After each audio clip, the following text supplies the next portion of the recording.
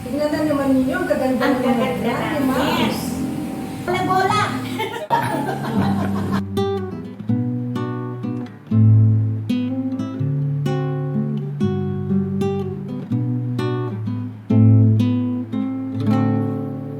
Sa tuwing ika'y nagigising, minabagabag na at pag pumalot na Hello. We are the Grandmas. Malalaman yung edad ko dyan.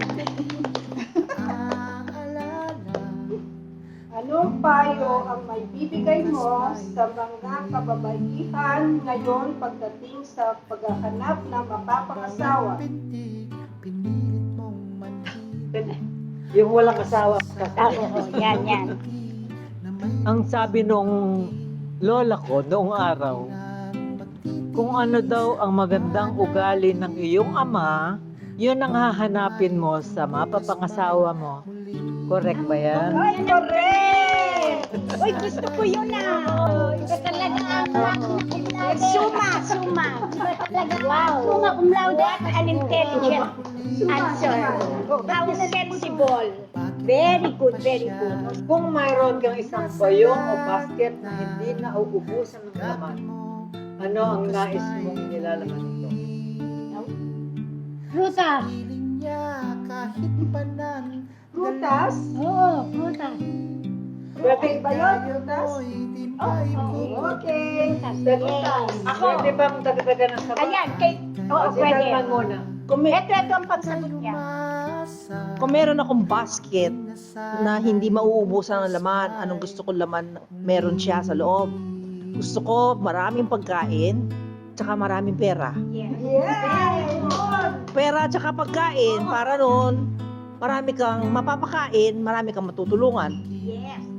Masaya din ako. Okay. Pwedeng magdagdag. Oo. Kung ako ay may isang basket na gusto kong lagyan ng laman na hindi nauubos, ang gusto kong maging laman niya ay pagmamahal, pagpapatawad, Yes. pagkalinga, Wow. at walang katapusan na pagmamahal pa rin. Yes. Yay. Correct. Pagmamahal. Kung totoo ang multo, siyempre, alam nyo na, si Tom ang gusto kong makita. At ang nanay ko, di ba? Sila pareho. Gustong-gusto ko na makita siya. Yayakapin ko pa nga dahil hindi ako takot. Namimiss ko na nga. Sandali.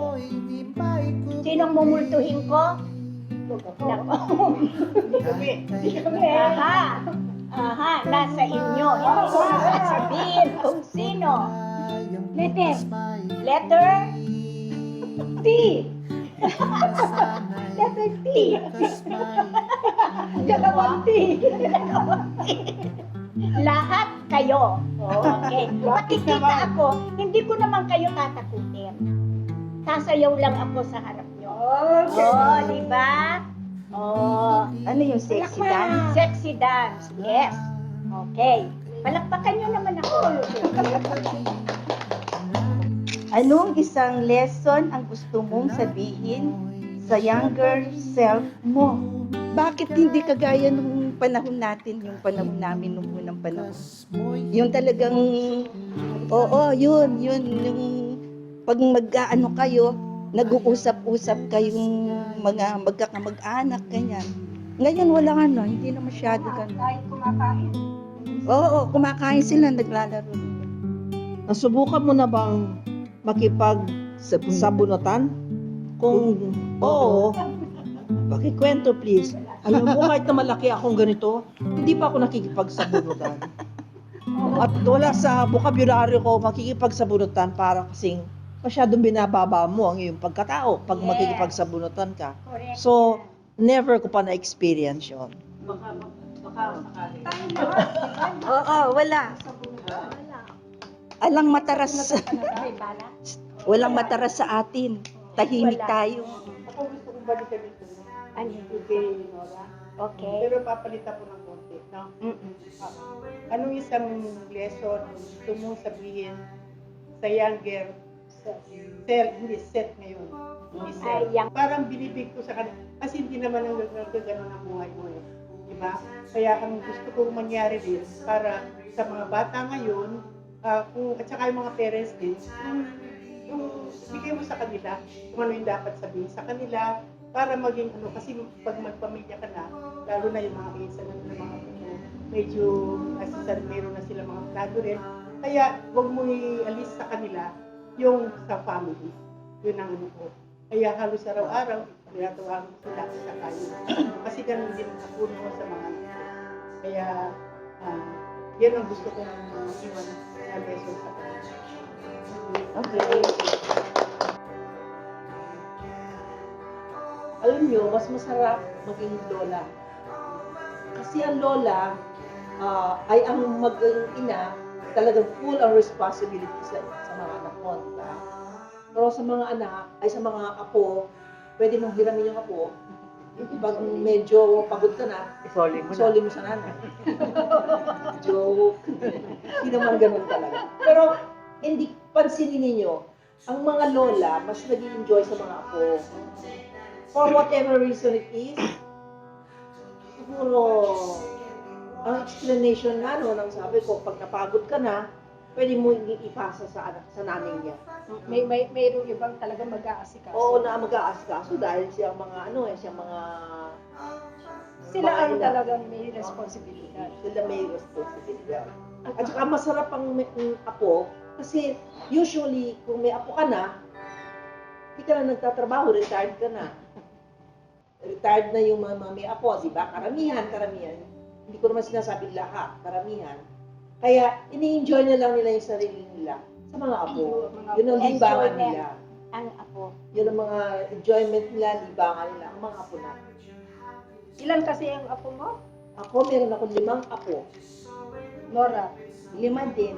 5. Lima. Pero Tess. mga bata, 8. Marami. Masaya. Walo. 8 daw. Ikaw. Ikaw. Oo. Kasi kapag ganito ng edad mo, hindi mo na talaga full responsibility ang apo, pero enjoyment mo sila. Kasi extension sila ng mga anak mo. Di ba? So, ano pa? Kaya natutuwa tayo para silang mga laruan kasi napapasaya tayo. Lalo na ako kasi para ko silang kaibigan. Kasi nakakapag-adjust ako.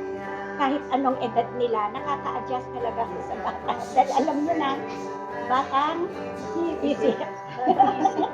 Ikaw ang pinakabatang isip. Maiksi lang sasabihin ko. Ikaw ilan ang anak mo, Nay? Isa lang. Wala pa Matalino. Scholar sa Amerika ba? soon to be granny. Maiksi lang po ang sasabihin ko.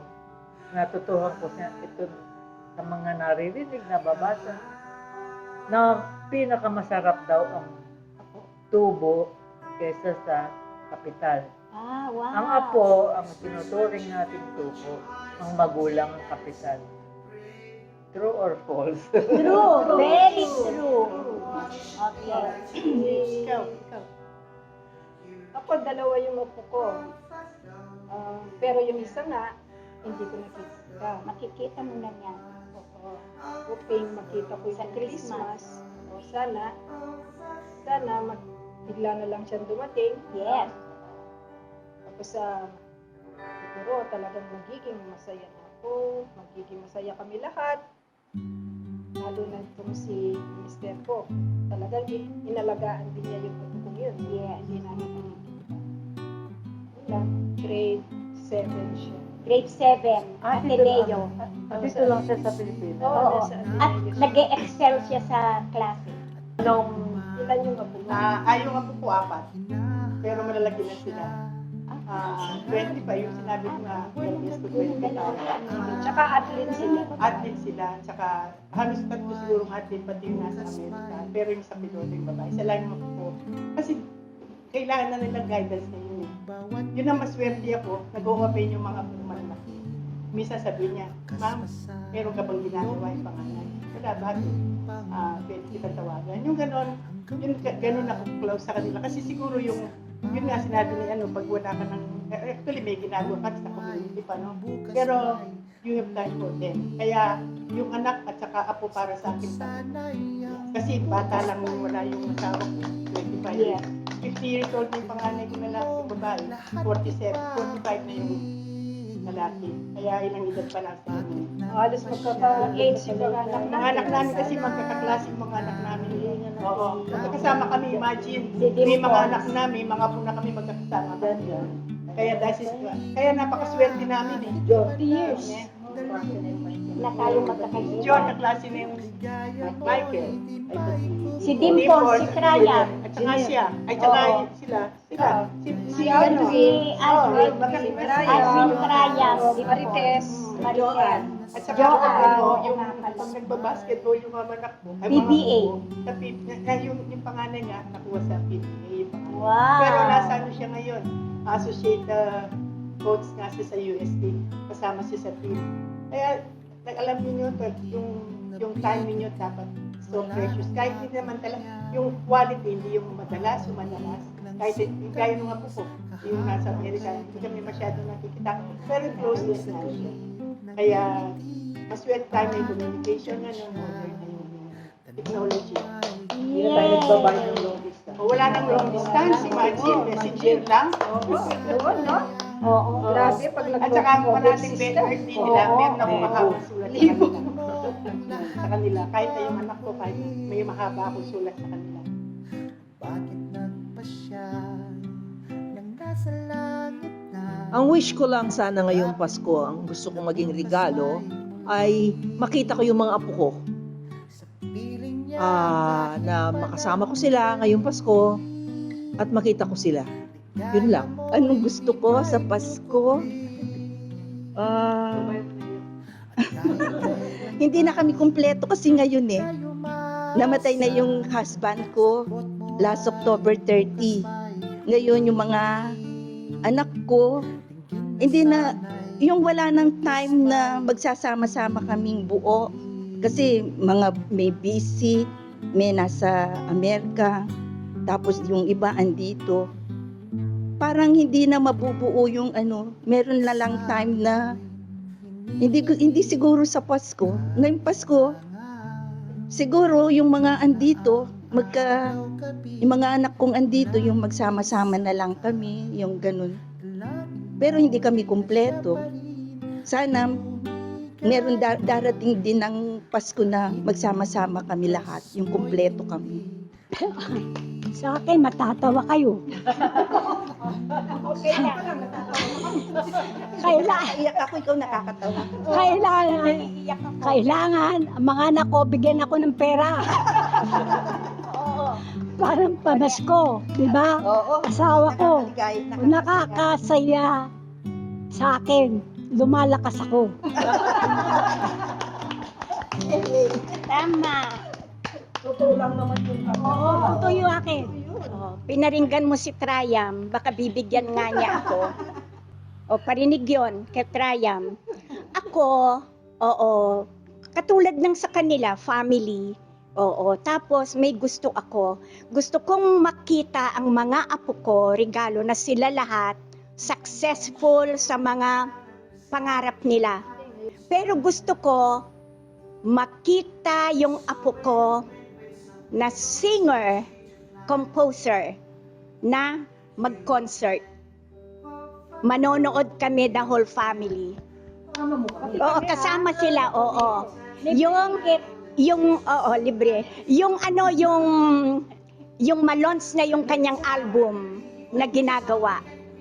Yung album niya na ginagawa, ma-launch na and then concert on stage. Kasama ko sila. Kayo, tayo lahat. Okay. Yes. Okay. At si Triam, Paano?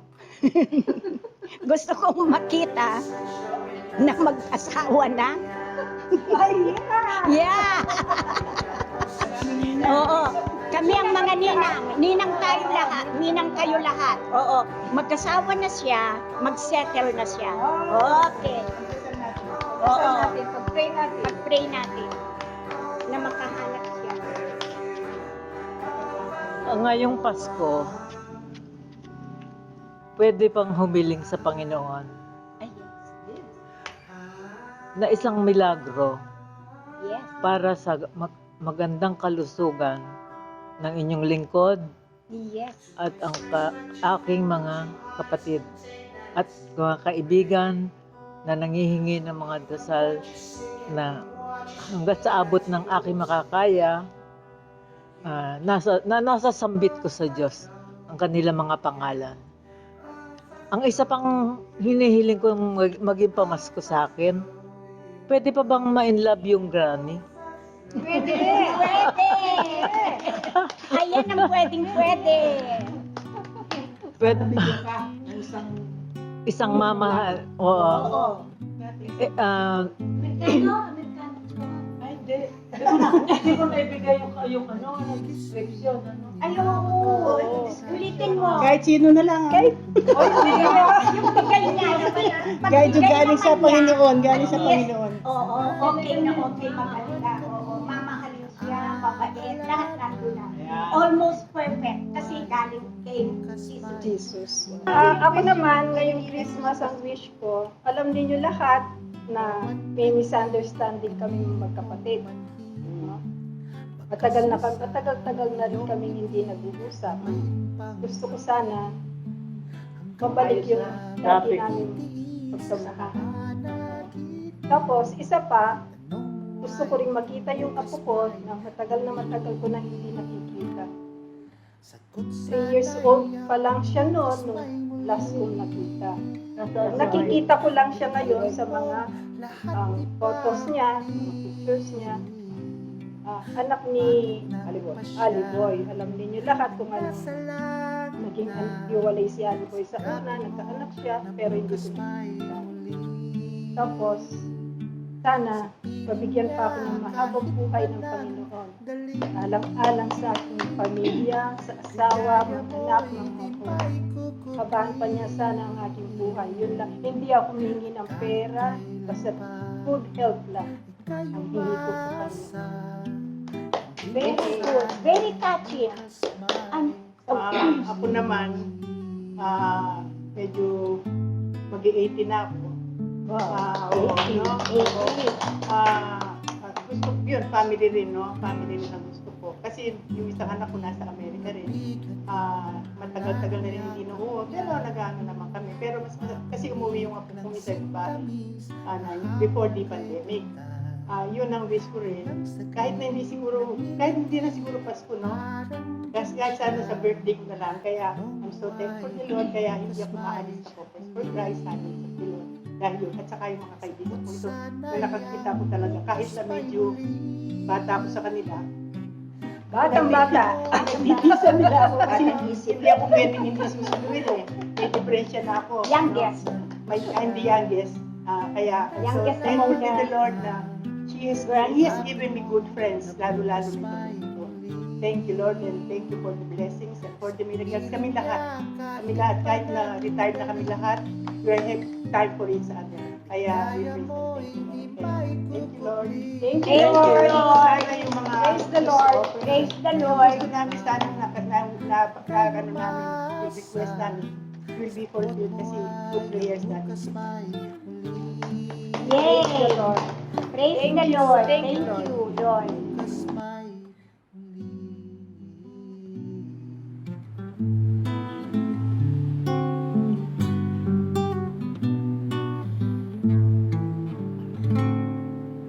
Sa bituin hinihiling makatunganga. Ganyan na ang araw-gabi, mula nilisan ka. Dalangin mo'y na siya pa rin lumigaya. Kahit ang bukas mo'y hindi muli. Hiling